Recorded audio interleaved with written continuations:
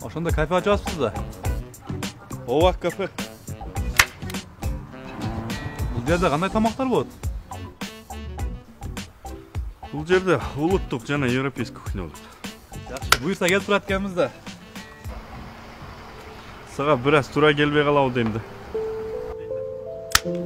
Неге? Кымбатыраак болот. Итальянский кафе болуп атпайбы?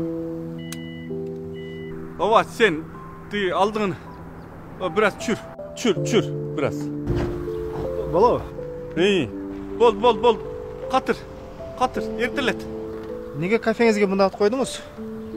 Бул өзү эмнени түшүндүрөт? Сен билбесең керек. Алдыга сен акылың да жетпесе керек. Сен кече мал айдап жүрүп эле азыр 2 мыктыкка калып айтасың. Эртелет. Ошону түшүнбөй сизден сурап жатпаймынбы, байке? Түшүндүрүп берсеңиз, түшүнгөнгө аракет кылайын.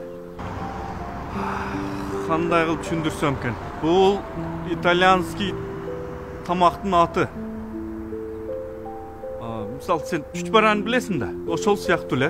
Анан тиги камыры отдельно башка даярдалат.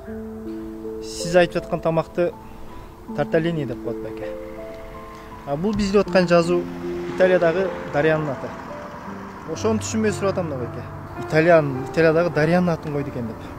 Сен аны каяктан билесиң? Мен түшүнөсүңбү итальянский тилди? Байке, мен Москвада 5 жыл повар болуп иштегенмин. Итальянский ресторанда. Өзүдөгү эле кыргызча атты койсоз болмок. Кыргызча жазуу менен. Болгондо да бул англисче жазуу менен экен. Канча да бул жерге өзүнүн адамдар кирет го.